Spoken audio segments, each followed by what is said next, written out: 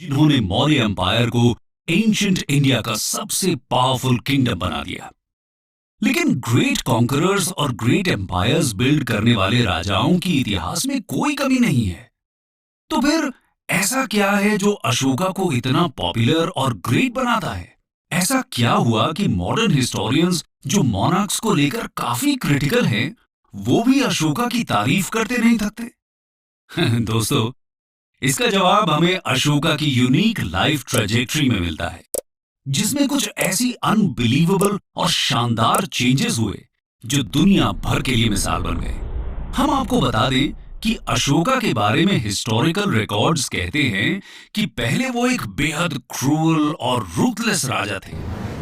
Chinese scholar फा हेन तो ये तक लिखते हैं कि अशोका अपने शुरुआती दौर में ऐसे लगते थे जैसे वो खुद हेल से अलग अलग टॉर्चर टेक्निक सीख कर आए हों, और इसीलिए उनका नाम चंड अशोका पड़ गया, मीनिंग द ब्रूटल अशोका। दोस्तों, हम इस वीडियो में बात करेंगे अशोका की इसी लाइफ ट्रेजेक्ट्री के बारे में और समझेंगे कि ऐसा कैसे हुआ कि अशोका, जो एक टायरेंट से कम नहीं था, उसका बनाया हुआ lion capital world's largest democracy का नेशनल एम्ब्लेम बन गया। हम देखेंगे कि कैसे अशोका अपनी रूथलेसनेस और क्रूअल्टी को त्याग कर अहिंसा और धम्म के प्रचारक बन गए और दुनिया भर में शांति संदेश भेजने लगे। ये कहानी है अशोका के चंड अशोका से धम्म अशोका बनने की और उनके जीवन के उन पहलुओं की जो उन्हें मॉडर्न सोसाइटी के पैरामीटर्स पर भी ग्रेट बनाते हैं। आइए बात करते हैं बैकग्राउंड की। बात 326 बीसी की है, जब पूरी दुनिया को जीतने का सपना लेकर अलेक्जेंडर मैसिडोनिया से ब्यास तक पहुंचा। लेकिन भारत के सबसे पावरफुल किंगडम मगध के नंद डायनेस्टी के खौफ से उसकी सेना ने आगे जाने से इनकार कर दिया। नतीजतन अलेक्जेंडर वापस लौट गया। अलेक्जेंडर भारत में ज्यादा कुछ अचीव तो नहीं कर पाया, लेकिन उसने नॉर्थ वेस्टर्न इंडिया की पॉलिटी को डिस्टेबलाइज करके रख दिया, जिसका फायदा उठाकर चंद्रगुप्त मौर्य ने 320 बीसी पंजाब में मौर्य किंगडम को स्टैब्लिश किया और उसे एक्सपैंड करते हुए नंद डायनेस्टी को डिस्ट्रॉय और खुद को मगध का एम्परर डिक्लेयर कर दिया। मगध की कैपिटल प्रॉस्परस सिटी पाटलिपुत्र थी, जो प्रेजेंट डे पटना के पास है। अशोका इन्हीं चंद्रगुप्त मौर्य के ग्रैंडसन थे और बिंदुसारा के दूसरे बेटे। अशोका की कैपेबिलिटीज की कहानियां मगध में उनकी यंग एज से ही मशहूर थी। 18 साल में ही तक्षशिला के एक मैसिव रिबेलियन को खत्म कर वो अवंती के गवर्नर बने। इसके बावजूद उनका थ्रोन हासिल करना नामुमकिन था, क्योंकि उनकी मां एक सिंपल फैमिली से थी, जबकि क्राउन प्रिंस बिंदुसारा के बड़े बेटे सुसीमा की मां एक प्रिंसेस थी। कुछ सालों बाद तक्षशिला में फिर से विरोध हुआ। सुसीमा तक्षशिला भेज दिए गए, जिसके कुछ दिनों बाद बिंदुसारा की डेथ हो गई। बिंदुसारा के मिनिस्टर्स अशोका को ज्यादा केपेबल मानते थे और इसीलिए उनके सपोर्ट में अशोका मगध के एम्परर डिक्लेयर कर दिए गए। लेकिन जब सुसीमा को यह पता चला तो मगध में सक्सेशन को लेकर कॉन्फ्लिक्ट हुआ। इस कॉन्फ्लिक्ट का अंत 270 बीसी में अशोका की विक्ट्री से हुआ। कुछ टेक्स्ट्स कहते हैं कि अशोका ने अपने 99 ब्रदर्स को ब्रूटली मार डाला, लेकिन इसकी हिस्टोरिसिटी कंटेस्टेड है। आइए बात करते हैं अशोका के रूल की। अशोका's रूल। सत्ता में आते ही अशोका की रूथलेसनेस और डेस्परेटिज्म की कहानी स्टार्ट होती है।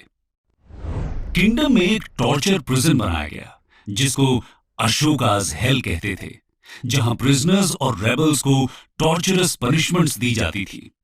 अशोका से उनके वो मिनिस्टर्स भी नाराज थे जिन्होंने सक्सेशन में उनको सपोर्ट किया था। खैर, अशोका ने अपने चक्रवर्तिन यानी किंग ऑफ किंग्स बनने के सपने के लिए एक्सपेंशनरी पॉलिसी फॉलो करते हुए एम्पायर को उसके चरम पर पहुंचा दिया, जो हिमालय से लेकर मैसूर और हिंदू कुश से लेकर ब्रह्मपुत्र तक फैल गया। लेकिन अशोका की यह पॉलिसी एक विशियस साइकिल थी।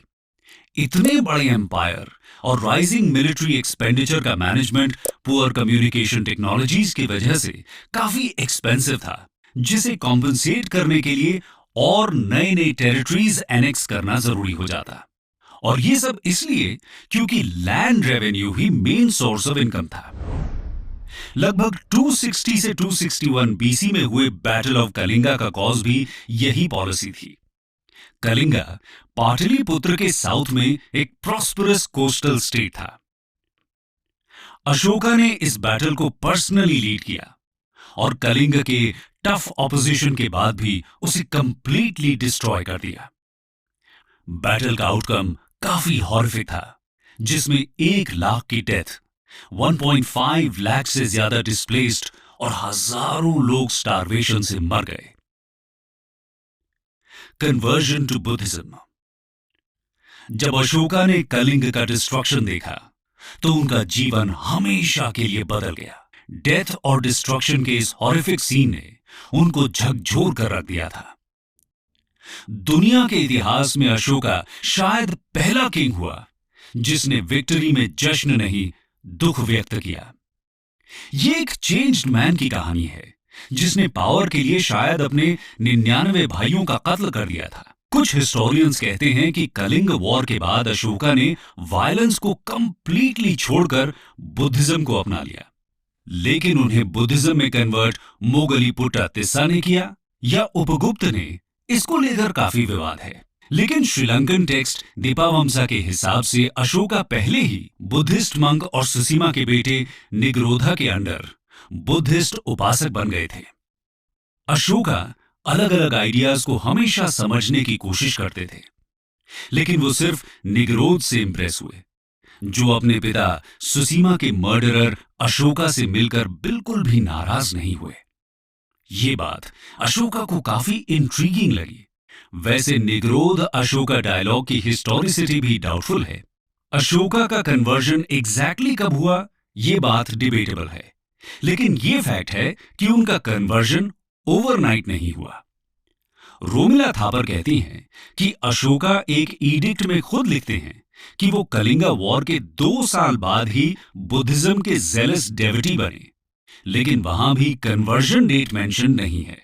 खैर, कलिंगा वॉर के बाद अशोका बोधि ट्री, सारनाथ, लुम्बिनी और कुशीनगर के पिलग्रिमेज पर गए और बुद्धिज्म के मैसेजेस को अग्रेसिवली अपनी धम्म की पॉलिसी के थ्रू स्प्रेड करने लगे। हम आपको बता दें कि बोधि ट्री में गौतम बुद्ध ने एनलाइटनमेंट अचीव किया, सारनाथ में उन्होंने अपना पहला सर्मन दिया, लुम्बिनी उनका बर्थ प्लेस है और कुशीनगर में उन्होंने निर्वाणा अचीव किया। थर्ड बुद्धिस्ट काउंसिल 240 बीसी में अशोका ने थर्ड बुद्धिस्ट काउंसिल ऑर्गेनाइज किया। इस काउंसिल का कॉज था बुद्धिस्ट संघा में करप्शन और 60,000 एलिज्ड ब्राह्मणिक स्पाइस का संघा में इन्फिल्ट्रेशन। काउंसिल में कुछ इंपॉर्टेंट डिसीजंस हुए, जैसे संघा को रीऑर्गेनाइज करना, मोगलीपुट्टा तिस्सा द्वारा कथावट्टू स्क्रिप्चर कंपाइल किया गया, दुनिया भर में बुद्धिस्ट मिशंस भेजने का डिसीजन भी लिया गया और अशोका ने Kashmir, Gandhara, Burma, Syria, Egypt और मैसेडोनिया तक ऑनवॉयज भेजे। सबसे इंपॉर्टेंट मिशन अशोका के चिल्ड्रन महिंद्रा और संघमित्रा का माना जाता है। लेजेंड्स संघमित्रा को श्रीलंकन कैपिटल अनुराधापुरा में बोधि ट्री प्लांट करने का क्रेडिट देते हैं, जो वहां आज भी है और एक सीक्रेट साइट है। इस पॉलिसी ने बुद्धिज्म को श्रीलंका के अलावा तिब्बत, चाइना, जापान और साउथ ईस्ट एशिया तक पहुंचाया, जो बाद में एक वर्ल्ड रिलीजन बन गया। ये एक मॉडर्न इंडिया की सॉफ्ट पावर का भी सोर्स है। इसके बाद इंडिया के फॉरेन कॉन्टैक्ट्स एक नए रूप से एस्टैब्लिश हुए और इस फॉरेन पॉलिसी ने अशोका को अपने बॉर्डर्स पीसफुली सिक्योर करने में भी हेल्प किया। इन कॉन्टैक्ट्स का इन्फ्लुएंस अशोकन आर्किटेक्चर में भी दिखता है। कुछ स्कॉलर्स अशोकन पिलर्स को पर्शियन रूलर डेरियस के स्टोन पिलर से ही इंस्पायर्ड बताते हैं। अशोका's धम्म। अशोका के रूल की सबसे इंपॉर्टेंट बात उनकी पॉलिसी ऑफ धम्म थी, जो गौतम बुद्ध की मध्यम मार्ग की फिलॉसफी से इन्फ्लुएंस्ड थी। ये हमें एक्सट्रीम इंडल्जेंस इन वर्ल्डली प्लेजर और एक्सट्रीम एसेटिज्म दोनों से बचने और मिडिल पाथ अडॉप्ट करने का सजेशन देती है। इसीलिए अशोका ने सिर्फ एक्सट्रीम मेथड्स को क्विट किया, लेकिन एसेटिज्म को अडॉप्ट नहीं किया। लेकिन अशोका का धम्म सिर्फ बुद्धा की टीचिंग नहीं, बल्कि एक जनरल कोड ऑफ कॉन्डक्ट था। यह बात नोट करने लायक है कि कैसे अशोका ने बुद्धिस्ट आइडियल्स को यूज कर एक यूनिक और इंस्पिरेशनल पॉलिटिकल सिस्टम बनाया।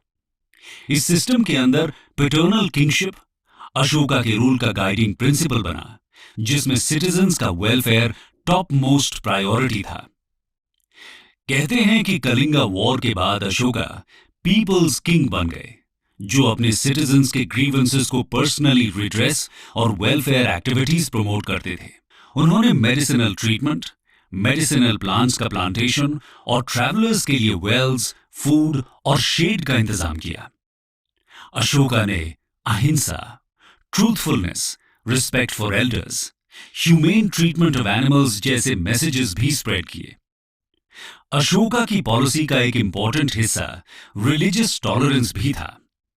भले ही अशोका बुद्धिस्ट थे, लेकिन मौर्यन एम्पायर बुद्धिस्ट थियोक्रेसी बिल्कुल नहीं था।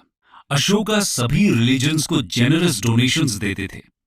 उन्होंने धम्म महामात्ता नाम के स्पेशल ऑफिसर्स भी अपॉइंट किए, जिनका जॉब सभी रिलीजियस सेक्ट्स का वेलफेयर था। यहां तक कि बर्बर केव्स के सुदामा और लोमास ऋषि केव्स को उन्होंने आजीविका सेक्ट को डेडिकेट करने के लिए बनवाया था। अशोका की इन्हीं काइंडनेस और टॉलरेंस की पॉलिसीज की वजह से उनके ईडिक्ट्स उन्हें देवनाम पिया पियादसी बोलते हैं, जिसका meaning beloved of the gods who treats others with kindness है। Other achievements. गवर्नेंस के अलावा अशोका का कंट्रीब्यूशन आर्किटेक्चर में भी इमेंस है और उन्हें स्टोन स्ट्रक्चर्स का पायनियर माना जाता है। इनमें सबसे इंपॉर्टेंट अशोकन पिलर्स हैं। सारनाथ के लायन कैपिटल को तो आप जानते ही होंगे, जो हमारे नेशनल एम्ब्लेम और उसमें कार्व्ड अशोक चक्र हमारे नेशनल फ्लैग में अडॉप्ट किए गए। ये दोनों धम्म के सिंबल्स हैं, जिसमें वेलफेयरिज्म एक इंपॉर्टेंट एलिमेंट था, जिसको अशोका ने तब अडॉप्ट किया जब दूर दूर तक वेलफेयरिज्म का नामो निशान नहीं था। इसीलिए ये हमारे नेशनल सिंबल्स में है।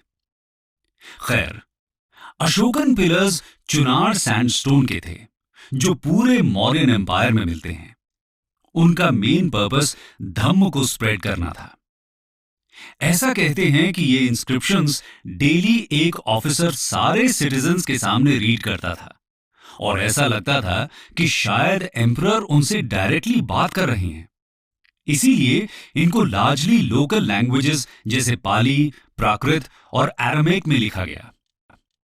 मेन इंस्क्रिप्शंस में मेजर रॉक ईडिक्ट 4, 12 और 13 और माइनर ईडिक्ट 1 है। Edict 4 rules of morality, edict 12 religious policy, edict 13 Kalinga war और माइनर ईडिक्ट 1 अशोका के बुद्धिस्ट उपासक होने का डिस्क्रिप्शन देते हैं। कुछ लेजेंड्स अशोका को पूरे भारत में 84,000 से ज्यादा स्तूपास बनाने का क्रेडिट भी देते हैं। अशोक वंदना नाम के लेजेंड्स की एंथोलॉजी के हिसाब से अशोक ने बुद्ध के 7 रेलिक्स को डिवाइड कर उन्हें 84,000 बॉक्सेस में रख दिया और उनके ऊपर स्तूपास बनाने का ऑर्डर दिया। हालांकि हिस्टोरियंस 84,000 स्तूपास को एग्जैजरेशन मानते हैं, लेकिन अशोका ने कुछ स्तूपास बनवाए जरूर, जिनमें most important UNESCO world heritage site Sanchi stupa है, जो दुनिया भर में अपने ग्रैंड्योर के लिए फेमस है। भारहुत स्तूपा, धामेक स्तूपा, अमरावती स्तूपा भी अशोका के रूल में ही बने। अशोका को UNESCO world heritage site Mahabodhi temple गया को बनाने का क्रेडिट भी दिया जाता है, where Gautam Buddha gained enlightenment.